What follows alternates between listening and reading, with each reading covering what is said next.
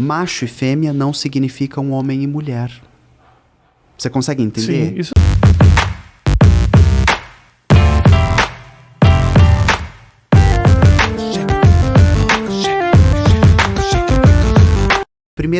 A primeira pessoa que se auto-identificou drag queen nos Estados Unidos é uma pessoa negra, ex-escravizada, não binária em gênero, que tinha o nome William Dorsey Chan. Tá saindo um livro desse historiador que fez essa descoberta agora. E o William, ele vem de um povo, a cultura do povo dele, que é um povo negro em diáspora de África, porque foi escravizado, não tinha uma atribuição exatamente binária de gênero. Então, o que ele fazia, William, né? Tô chamando de ele porque o nome é no masculino pra gente. Sim. O que ele fazia de arrastar a saia no chão, de dançar, fazia parte daquela cultura daquele povo. E aí tem esse episódio no qual ele é preso e ele fala, eu não sei porque que eu tô sendo preso. Eu sou uma rainha de arrastar. I am a drag queen. Então, tipo, eu sou líder dessa cultura no meu povo. Muito bonita essa história.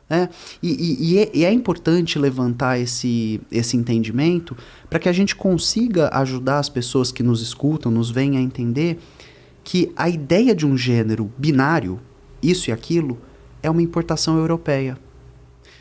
O que eu estou dizendo? Aqui no Brasil a gente tem infinitos relatos. Chica do Manicongo.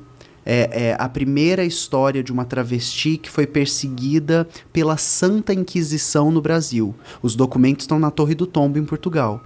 A Chica do Manicongo vinha de um povo onde se vestir de outro gênero, performar outro gênero, fazia parte da cultura.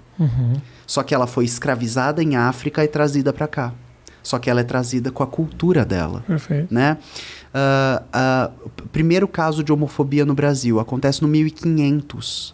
É o índio Tibira. O índio Tibira vem de um povo brasileiro, um povo originário, que não tem gênero binário. No povo dele, na população dele, ele desempenha um papel feminino. O Yves de Vrais, que é um colonizador francês, um missionário francês, vê aquilo e fala... Esse cara tá com o demônio no corpo, isso é um absurdo. Amarra ele num canhão e explode o corpo dele na frente do povo, para avisar o que aconteceria. É o primeiro crime de homofobia da história do Brasil e tá localizado no Brasil colônia. Todos os povos ameríndios, do Canadá à Patagônia, tinham um sistema de gênero em tríade. Homem, mulher e dois espíritos. Pessoas que eram habitadas pelo espírito masculino e o feminino, em maior ou menor grau. Todos tinham? Todos tinham. Nenhum povo que estava na América, os Kaiowá, Cherokee, Tupi, Guarani, Maia, tudo rua de Perdizes. Tudo rua de Moema, o lado Moema, do... né? E esses povos que aqui estavam... eles não tinham um sistema binário de gênero. E aí, eu espero que isso cause a revolução mental que é para causar, para que as pessoas entendam. Decodificar o mundo como duas únicas possibilidades é uma importação europeia.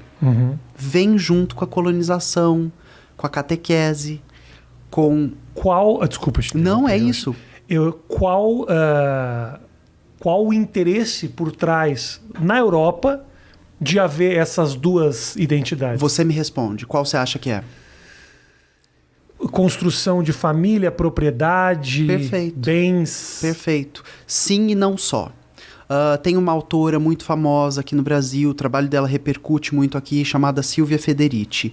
Ela é uma ítalo-americana, né?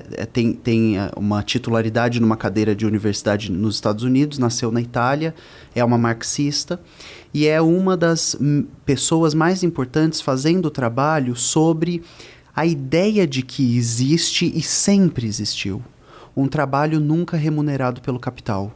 Trabalho sexual, de educar criança, de cuidar de velho, de cozinhar, de transar, de ter filho. Todos esses trabalhos foram organizados como essenciais, mas nunca foram pagos. Quando chega o momento de os pagar, eles são pagos com o mínimo possível. Tenta imaginar todos os subempregos que a gente conhece. São papéis designados historicamente por mulheres e pessoas escravizadas. Cuidar de criança, alimentar, ensinar a andar, ensinar a falar, trocar fralda. São subempregos. A forma de sociedade que a gente conhece se organizou em cima da ideia de que um participa e um serve. A ideia primeira, né, de organização social é da mulher como subalterna do homem, como serva do homem. Né? A ideia do patriarcado está ancorada aqui. Um faz, o outro serve. Né? E esse papel foi separado por gênero. A ideia de que isso é uma construção e pode ser reconstruída mexe com um pilar muito profundo de poder da nossa sociedade, que é a forma com a qual a gente a organizou. Por isso, drag é um movimento político, para quebrar com essa estrutura, a princípio, forçada e importada, né? Drag é uma representação artística desta luta política. Drag é a ideia de que uma parte gigantesca de gênero é performance, é acessório, é adereço e pode ser aprendida. Tanto pode ser aprendida que a gente é treinado desde criança. Você já é mocinha, senta que nem mocinha, fala que nem homem, homem não chora. Existe um treinamento de gênero imbuído em nós do berço até a cova. A gente passa a vida toda sendo treinado para desempenhar gênero. Qualquer desempenho errado é imediatamente corrigido. Se é um treinamento, não desvalida a ideia de que haja identificação? Não. Porque a identificação está ancorada no mundo que se construiu a partir do treinamento. O que eu estou te dizendo? Eu me identifico com esses papéis. Eu quero desempenhar esses papéis. Numa sociedade liberada de gênero, os papéis poderiam ser desempenhados por qualquer corpo. Você consegue me compreender? Sim. Como a sociedade se edifica... Deixa eu tentar dizer para você o que eu quero dizer. Tá. Macho e fêmea não significam homem e mulher.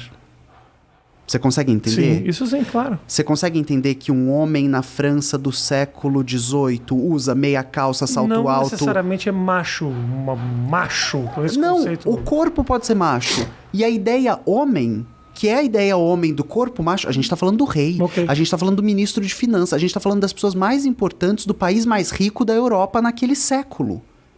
Eles são drag queens. Eles estão de salto alto, meia calça, peruca, maquiagem. Sim. E não existe qualquer questão sobre a masculinidade deles. Aquele é o papel masculino daquela época. Outra época traz consigo outro papel masculino. Aí vem a questão. A identificação está ancorada na prática. Qual é a prática daquele povo naquele tempo? Qual é a identificação daqueles indivíduos, daquele povo, naquele tempo? Volta pro índio Tibira. O índio Tibira... Coitado dos índios. Vive num povo... A história do índio Tibira é terrível. Pois é. E ele foi morto por outro povo, que não é capaz de entender que o que ele faz naquela cultura daquele povo é aceito. Que não é capaz de entender que a performance de um papel é estabelecida por um povo num tempo.